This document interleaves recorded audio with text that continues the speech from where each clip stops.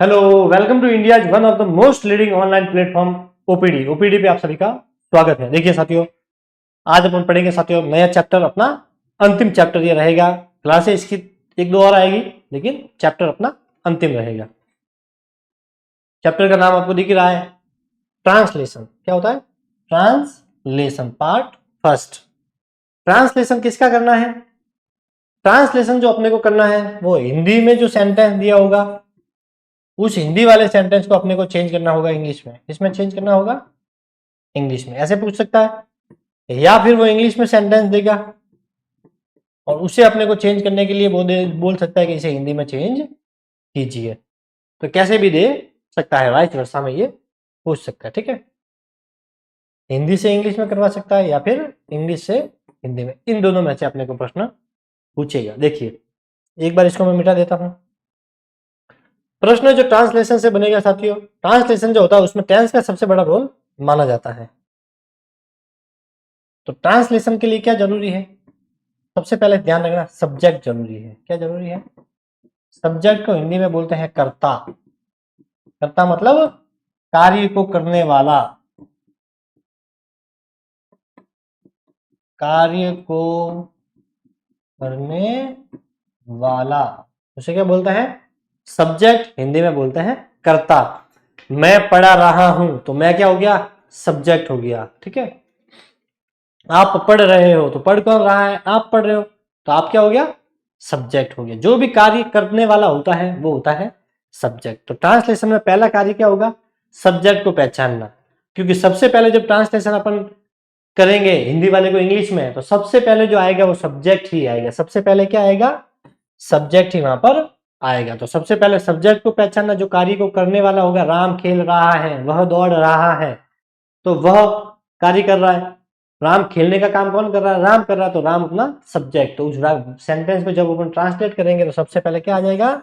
Subject आ जाएगा। जैसे राम खेल रहा है तो राम सब्जेक्ट हो गया। यहां तक समझ में आ गया? पहला काम अपने को करना है, सब्जेक्ट को पहचानना है। पहचान लोगे, जो कोई व्यक्ति कार्य कर रहा है वह सब्जेक्ट है, पहचान लोगे। फिर देखिए दूसरा कार्य होता है साथियों वर्ब। क्या होता है? वर्ब। वर्ब को बोलते हैं क्रिया। क्या बोलते हैं? क्रिया। जिसमें किसी कार्य को करना या होना पाया जाता है उसे क्रिया कहते हैं। जो कार्य हो रहा होता है उसे क्रिया कहते हैं। जो कार्य हो रहा है, तो जो भी कार्य हो रहा है उसे बोलते हैं साथियों अपनी क्रिया। वो खेल रहा है, वो पढ़ रहा है, तो पढ़ना खेलना जिसके पीछे ना लग युद्ध में आता है। खेलना, पढ़ना, रोना, धोना, बैठना, उठना, ये सब क्या है? क्रिया है। लेकिन क्रिया में साथियों ध्यान रखना, क्रिया क्या है? एक और इसमें क्रिया में एक और आती है, हेल्पिंग वर्ब आती है। क्या आती है? हेल्पिंग वर्ब, जिसे हिंदी में बोलते हैं सहायक क्रिया। इसे लिंकिंग वर्ब भी बोलते हैं। लिंकिंग वर्ब भी इसे कहते हैं। तो हेल्पिंग वर्ब और लिंकिंग वर्ब भी इसी का ही एक पार्ट है। तो वर्ब है उसे, एक होती है मेन वर्ब। क्या होती है? मेन वर्ब, मुख्य क्रिया। तो वर्ब दो होती है, इसमें काम आएगी इसलिए मैं बता रहा हूं। वर्ब दो होती है, मेन वर्ब यानी मुख्य क्रिया, एक होती है हेल्पिंग वर्ब। हेल्पिंग वर्ब को लिंकिंग वर्ब भी कहते हैं। तो अपना सेंटेंस जब हिंदी से इंग्लिश में बनेगा, तो अगर मेन वर्ब से वो सेंटेंस चेंज हो रहा है, किससे हो रहा है? मेन वर्ब से हो रहा है, तो वहां पर तो अपना यूज आएगा साथियों टेंस काम में करेगा। क्या यूज आएगा? टेंस काम करेगा।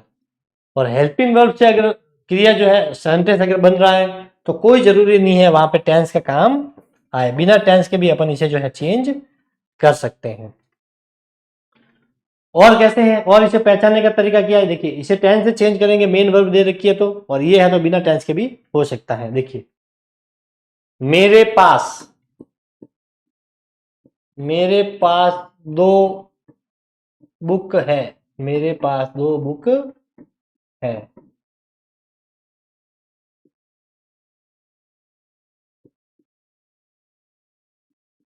वह दौड़ रहा है। अब देखिए ऊपर वाला जो वाक्य है, मेरे पास दो बुक है, इसमें कोई कार्य हो रहा है क्या? क्या कार्य हो रहा है? मेरे पास दो बुक है, कार्य थोड़ी हो रहा है। सिर्फ उसने ये कहा है कि उसके पास दो किताबें हैं, दो बुक है, मेरे पास दो बुक है। इसमें कोई कार्य नहीं हो रहा है, कार्य नहीं हो रहा है। तो ये वाला जो सेंटेंस बनेगा ऊपर वाला साथियों, ये इस हेल्पिंग वर्ब से, इस लिंकिंग वर्ब से बनेगा। किससे बनेगा? लिंकिंग। ये कौन कौन सी होती है ये भी मैं आपको बता देता हूं। इज, एम, आर जो प्रेजेंट टेंस में यूज आती है, वॉज, वर जो पास्ट में यूज आती है, हैज, हैव जो ये प्रेजेंट में यूज आती है, और एक हैड। ये मोटे रूप से आपको याद रखनी है। 3 3 6 7 8 जो है हेल्पिंग वर्ब आपको याद रखनी है। इज का प्रयोग कब होगा? जब वाक्य के अंत में है दे रखा है, मतलब वर्तमान में मेरे पास 2 बुक हैं। अब है आ गया तो अपनी जो हेल्पिंग वर्ब है वो क्या आएगी? या तो इसमें से आएगी, या कभी कभी हैज हैव में भी है का यूज होता है। होने के अर्थ में हैज हैव का भी यूज होता है। अगर था, थी दे रखा है, मतलब पास्ट का है, वो ठीक है, पास्ट का कोई वाक्य है कि एक बार वह एक राजा था, तो पास्ट है, तो उसमें फिर क्या आएगा? वॉज और वर आएगा। ठीक है, सिंगुलर है तो वॉज आएगा, प्लूरल है तो वर आएगा। इसी तरह से अगर सिंगुलर प्रेजेंट में है तो इज आएगा, एम है ये आई के साथ में आएगा, और ये जो है ये प्लूरल के साथ में आएगा, यानी कि बहुवचन सब्जेक्ट क्रिया के साथ में आर आएगा। ये हैज है ये सिंगुलर के साथ, है प्लूरल के साथ, और हेड जो है ये लास्ट वाला हेड ये सिंगुलर के साथ में भी आएगा और प्लूरल के साथ में भी आएगा, दोनों के साथ में ही आएगा। आपको एक बार सिर्फ ये याद रखना है कि ये हेल्पिंग वर्ब होती है। तो देखिए, मेरे पास 2 बुक हैं, तो कार्य नहीं हो रहा है, इसका मतलब वो इस हेल्पिंग वर्ब से सेंटेंस बनेगा। और वह दौड़ रहा है, तो यहाँ पे कार्य हो रहा है। क्या कार्य हो रहा है? दौड़ने का कार्य हो रहा है, इसका मतलब कार्य हो रहा है। अगर कार्य हो रहा है तो ये अपना जो वाक्य बनेगा ये इस टेंस से बनेगा। तो फिर अपने को जो टेंस है, तीनों टेंस याद होने चाहिए। तीनों के 4-4 पार्ट है, मतलब 12 टेंस अपने को याद होने चाहिए। वो अपन पढ़ेंगे लेकिन बाद में पढ़ेंगे, पहले बेसिक सेंटेंस पढ़ेंगे। तो वह दौड़ रहा है तो क्या हो जाएगा? He is running, he is running. मेरे पास 2 बुक है तो इसका क्या हो जाएगा? I have 2 books. देखिए, तो यहाँ पे क्या आया? हैव। अब यहाँ पे देखिए, आप सोचोगे सर हैज इज है आया है का तो इज होता है, तो इज भी हो सकता है, लेकिन होने के अर्थ में अपन है के अर्थ में हैज हैव का भी यूज कर सकते हैं। ये भी अपने को ध्यान रखना है। और आई है, आई के साथ में प्लूरल आता है, हैव का यूज होता है, हैज का यूज नहीं होता है। ठीक है, तो अपने किसी के पास अगर कोई चीज है तो होने के अर्थ में अपन है के लिए भी इज, एम, आर की जगह पे हैज हैव का भी प्रयोग कर सकते हैं। ये थोड़ा सा अलग है, इसलिए मैं इसको जोड़ देके बोल रहा है। जो है शब्द आ रहा है, कोई जरूरी नहीं है कि इसकी जगह पे आप इज या आर का ही यूज करें या एम का ही यूज करें। हैज हैव का भी यूज हो सकता। कब होगा?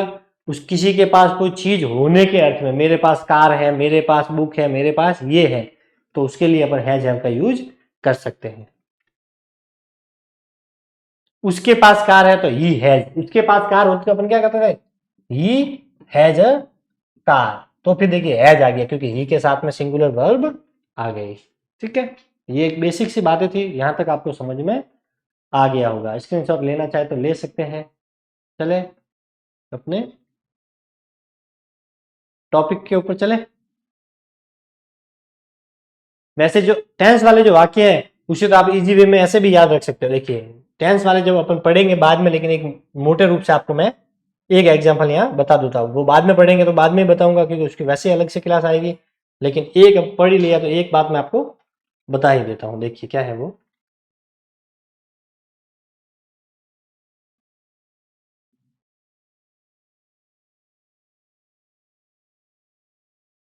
देखिए,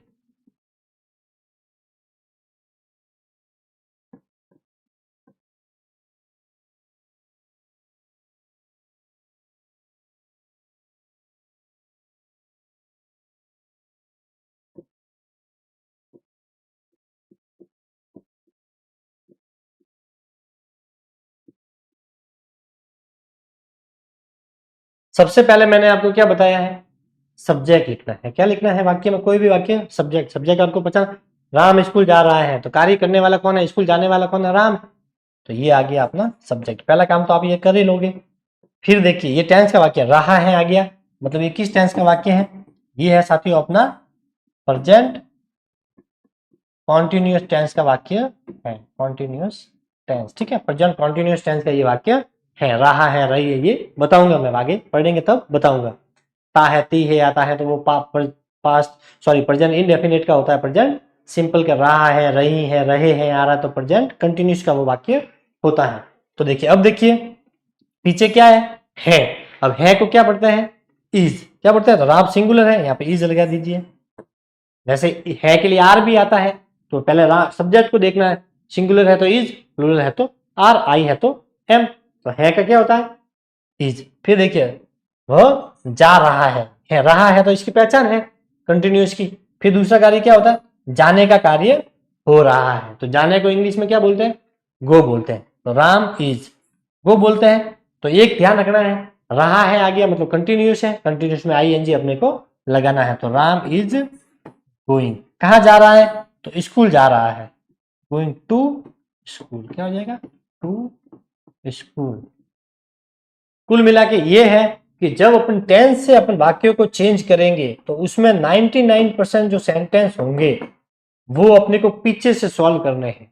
सब्जेक्ट लगाना है, सबसे पहले आगे वाला ये सब्जेक्ट लगा दिया अपन ने, फिर है से इज एम आर है, वॉज वर है, जो भी है वो आगे आ जाएगा। फिर क्या कार्य हो रहा है, ये हो रहा है जाने का, तो गो आ गया। फिर कहाँ जा रहा है, बोले स्कूल जा रहा है, तो स्कूल आ गया। इसके पहले और कुछ होता तो वो भी अपन इसके बाद में लगा देते। तो टेंस वाले जितने भी वाक्य होंगे वो इजी वे में आपको समझ में आ जाएंगे। मैं डिटेल में आपको अच्छे से वहां पे सिखा दूंगा, ट्रांसलेशन में आपका प्रश्न गलत नहीं होगा। चले अपने देखिए ट्रांसलेशन, ये अपना टॉपिक है, समझ में आ गया आपको।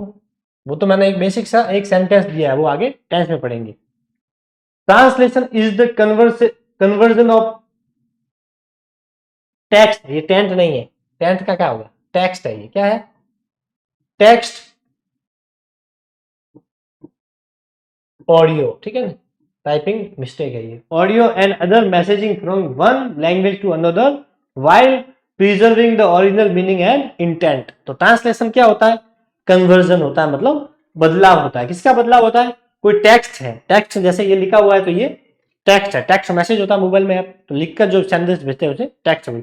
तो किसी जो टेक्स्ट है उस टेक्स्ट जो लिखा हुआ है उसको, या फिर देखिए, या फिर कोई ऑडियो है, कोई बोलकर जो मैसेज भेजा जाता है वो है, या फिर कोई अदर मैसेज लिखा हुआ है, उसको अपन जब क्या करते हैं कि एक लैंग्वेज से, वन लैंग्वेज मतलब एक भाषा से उसे अनदर लैंग्वेज में जो है ट्रांसफर करते हैं, preserving the original meaning and intent, बिना उसका जो ओरिजिनल जो वास्तविक जो अर्थ है, उसका जो भाव है उसको बदले बिना उसको चेंज करना ही ट्रांसलेशन कहलाता है। देखिए किसी भी भाषा में कोई वाक्य लिखा हुआ है, जैसे हिंदी में है, उसे जब अपन इंग्लिश में चेंज करते हैं तो बिना उसका भाव, बिना उसका अर्थ चेंज किए जब उसे अपन चेंज करते हैं तो उसे ही बोलते हैं ट्रांसलेशन। मतलब किसी भी भाषा को दूसरी भाषा में बदलना ट्रांसलेशन कहलाता है।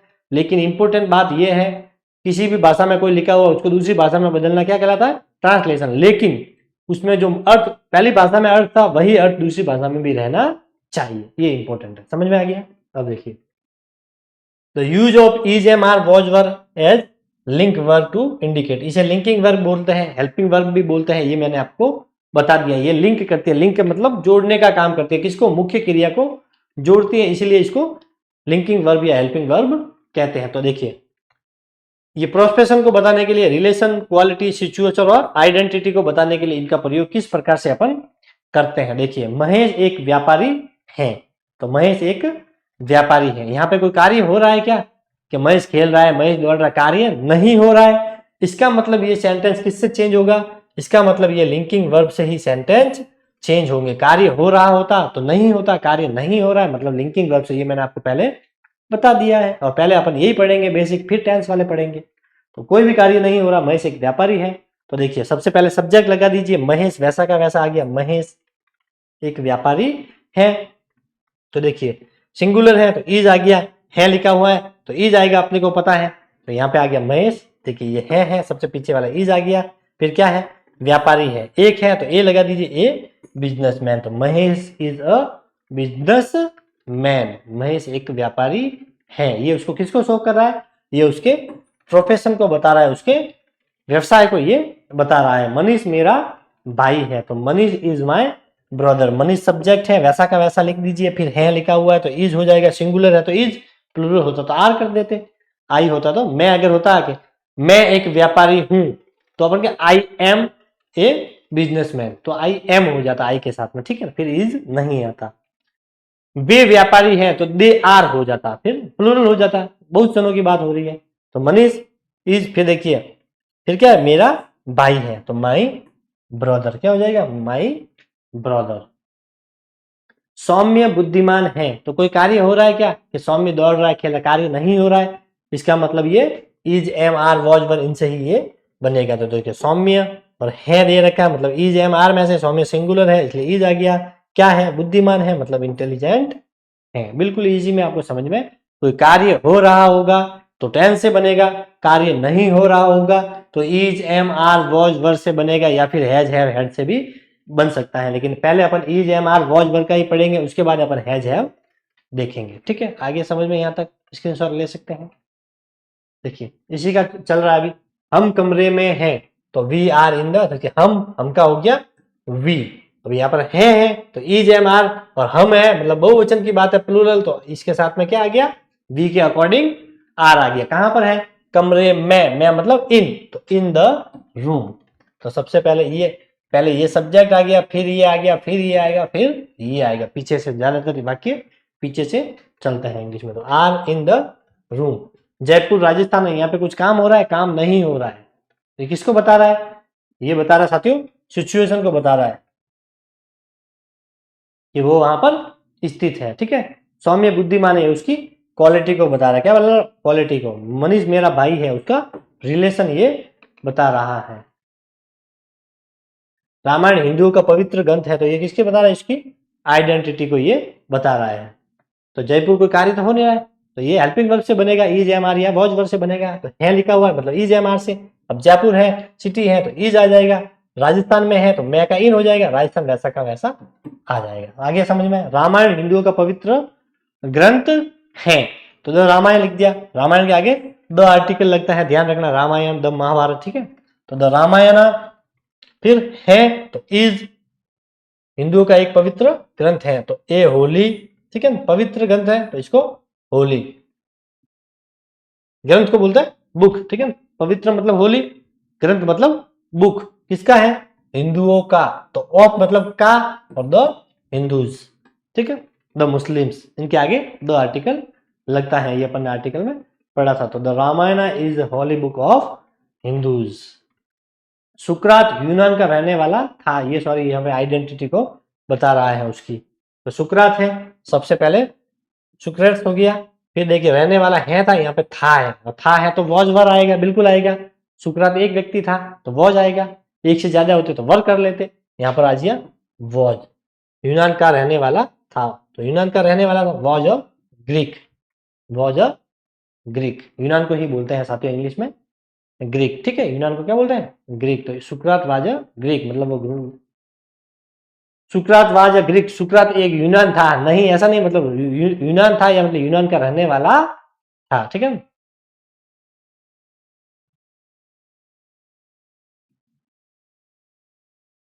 हिमालय की चोटियां बिहार से दिखाई पड़ती है, कार्य हो रहा है, कुछ कार्य हो रहा है इसमें, नहीं हो रहा है, खेलने को दौड़ने का कार्य नहीं हो रहा है, तो हेल्पिंग वर्ब से बनेगा।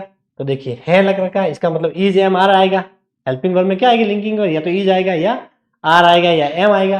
अब देखते हैं सब्जेक्ट को, तो देखिए हिमालय की चोटियां बिहार से दिखाई पड़ती हैं, तो the pics of the Himalaya, ये पूरा क्या हो गया, सब्जेक्ट।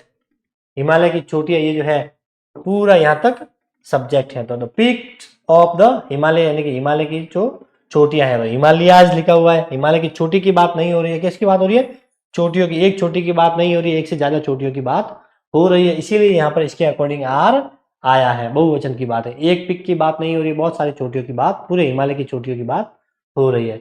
अब देखिए है, इस है का फिर आर आ गया इसका, ठीक है। फिर दिखाई दे रहा है, दिखाई पड़ना मतलब विजिबल, दिखाई पड़ना मतलब विजिबल, कहां से, तो से क्या हो जाएगा, से का बन गया फ्रॉम, और फिर ये जो बिहार है ये आ गया पीछे बिहार, तो पीछे से ज्यादातर आपके वाक्य बनेंगे, इसमें तो फिर भी 19-20 बनेंगे, लेकिन टेंस में तो परफेक्ट बनेंगे। तो देखिए the pics of Himalaya subject, फिर है का आर, फिर दिखाई पड़ती का विजिबल, से का फ्रॉम, बिहार बिहार। आगे समझ में, इस प्रकार से उल्टा चलना है। मराठा लोग बहादुर थे, तो थे वॉज वर आएगा। अब देखिए द मराठाज, मराठा एक मराठी की बात नहीं हो रही है, बहुत सारे मराठोज की बात हो रही है, तो वर आएगा, द मराठाज वर ब्रेव। तो द मराठा सब्जेक्ट हो गया, द मराठा क्या हो गया सब्जेक्ट, फिर थे तो वर आ गया, क्या ऐसे थे तो बहादुर थे, तो बहादुर का हो गया ब्रेव। देखिए वह झूठा नहीं था, तो था आ गया, वॉज वर आएगा, तो वह का हो गया सब्जेक्ट में ही, सबसे पहले सब्जेक्ट लगाना है, था ही सिंगुलर है इसलिए वॉज आ गया, नहीं है तो नॉट आ जाएगा, क्या नहीं है झूठा नहीं है, तो not a liar, he was not a liar, यानी कि वह झूठा नहीं है। आगे समझ में यहां तक। देखिए रूल्स, प्रेजेंट टेंस में आई के साथ एम, ये आपको पता है कि आई के साथ में हमेशा क्या आता है एम आता है, यू दे और वी के साथ आर आता है, क्यों ये प्लूरल में यूज होते हैं। यू भले सिंगुलर दिखता है कि तुम जाओ, अकेला भी हो सकता है, लेकिन इसके साथ में आर आता है, आई के साथ हमेशा एम आता है प्रेजेंट टेंस में, ठीक है। ही सी इट या कोई भी नाम दे रखा है, राम श्याम गोपाल, इनके साथ में इज का प्रयोग होता है, ये मैंने आपको स्टार्ट में बता दिया, एक बार वापस यहाँ पे देख लेते हैं। पास्ट टेंस में एक वचन के साथ में वाज आएगा और बहुवचन के साथ में वर आएगा, जिसके साथ में एस लगता है वो सिंगुलर के साथ में यूज होता है, जिनके पीछे एस नहीं है वो प्लूरल के लिए यूज होता है। देखिए अब यहाँ पे भी देखिए ही सी इट या कोई भी नाम है, इनके साथ में एस इज आएगा, इज का मतलब सिंगुलर के साथ में, ठीक है। The use of is am are was were with to infinitive. देखिए अब इसी का प्रयोग पढ़ रहे हैं अपन, is am are was were का ही प्रयोग पढ़ रहे हैं, लेकिन यहाँ पे किसके साथ में पढ़ रहे हैं टू इन्फिनिटिव के साथ में। टू इन्फिनिटिव का मतलब क्या होता है, टू इन्फिनिटिव का मतलब होता है साथियों टू के बाद क्या आएगा, टू इन्फिनिटिव का मतलब होता है साथियों टू के बाद वर्ब की फर्स्ट फॉर्म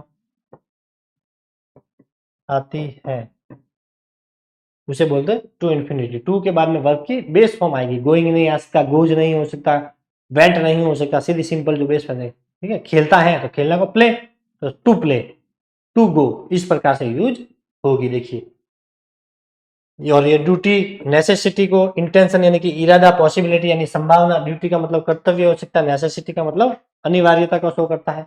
मुझे गांव जाना है, तो मुझे गांव जाना है, तो मुझे का क्या हो जाएगा आई, आई के साथ में क्या आता है एम, फिर देखिए जाना है, ठीक है, तो यहाँ पर क्या आ जाएगा टू, और उसके बाद में जाना को क्या बोलते हैं गो, तो ये जो टू अपन ने लगाया गो से पहले, इसको ही बोलते हैं साथियों टू इन्फिनिटिव। क्या बोलते हैं टू के बाद में इन्फिनिटिव, टू ये नहीं है यहाँ पे, ठीक है। कहाँ जाना है गांव जाना है, तो द विलेज, तो सबसे पहले सब्जेक्ट आ गया आई, फिर आई के साथ अपने को पता है तो इज एम आर में से आएगा, और आई के साथ में एम आएगा तो एम आ गया, फिर जाना का जगह पे अपने को क्या लगाना है गो, उसके आगे अपने को टू लगाना है, क्या लगाना है टू। कब लगाना है जब वो ड्यूटी को बता रहा है, नेसेसिटी को बता रहा है, इंटेंशन को बता रहा है, या पॉसिबिलिटी को बता रहा है। इन चारों की अगर बात हो रही है, ड्यूटी, नेसेसिटी, इंटेंशन, पॉसिबिलिटी की बात हो रही है, तो अपने को टू इन्फिनिटिव का यूज करना है, अन्यथा अपने को सीधा इज एम आर जो पहले अपन ने किया उसी तरह से वाक्य को करना है, ठीक है। और ये भी पीछे से ही चल रहा है देखिए, ठीक है, इस प्रकार से यूज आ जाएगा। आपको सूचना देना मेरा कर्तव्य है, तो देखिए आई और आई के साथ में एम और फिर वापस टू और फिर सूचना का क्या हो जाएगा इन्फॉर्म, किसको आपको, तो इसका हो जाएगा यू। आपको सूचना दे रहा मेरा कर्तव्य है, तो I am to inform you, ये इसमें ये नियम लागू नहीं होगा पीछे वाला, ठीक है, ये थोड़ा इसमें ध्यान रखना। तो I am to inform you, अब ये क्या बोला मेरा कर्तव्य है, तो ये उसकी ड्यूटी को बता रहा है, किसको बता रहा है ड्यूटी को, तो ये चार याद रखने को, अगर ड्यूटी है, नेसेसिटी है, कोई आवश्यकता को बता रहा है, ठीक है, इंटेंशन किसी इरादे की बात है, कोई संभावना है कि ये कार्य होने वाला है, पॉसिबिलिटी है कि बारिश आने वाली है, इस प्रकार के वाक्य होंगे, तो वहां पे अपने को टू इन्फिनेटिव का यूज करके बना सकते हैं। उससे सुबह 10 बजे पहुंचना था, तो देखिए पूछेगा ही और था है तो वॉज वर, तो ही के हिसाब से यहाँ पे सिंगुलर आ गया वॉज। पहुंचना था तो पहुंचना का रिच बोलते हैं, तो यहाँ पे टू के बाद में रिच, कब पहुंचना था सुबह 10 बजे, कितने बजे 10 बजे, तो एट 10 AM, और टाइम के साथ में हमेशा आर्टिकल एट का यूज होता है, ठीक है। तो he was to reach at 10 AM, सुबह 10 बजे था तो AM, 12 बजे के बाद होता तो PM कर देते, तो ज्यादातर पीछे वाला अर्थ में आपको यूज आ जाएगा। आपको किसी भी सेंटेंस को बनाना है तो किस में यूज करना है, पीछे से उसको देखना है। ऊपर वाले तो आपको समझ में आ गए, बिल्कुल इजी थे। इसमें अपने को ध्यान रखना कि अगर कोई ड्यूटी का कार्य हो रहा है उसे सुबह 10 बजे पहुंचना था, ठीक है, तो उसकी नेसेसिटी को एक प्रकार से शो कर रहा है, ठीक है, कोई आवश्यकता थी, उसको कुछ कार्य था, आपको सूचना देना मेरा कर्तव्य है, ये ड्यूटी को शो कर रहा है, मुझे गाँव जाना है, ठीक है, नेसेसिटी को शो कर रहा है। मुझे ये कार्य करना था तो उसका ये कार्य करने का इरादा था, उसके इंटेंशन को बता रहा है, वो पॉसिबिलिटी हो सकती है, ठीक है। तो ये चारों अगर दे रखे हैं तो अपन टू इंफिनिटिव का यूज करके भी सेंटेंस बना सकते हैं।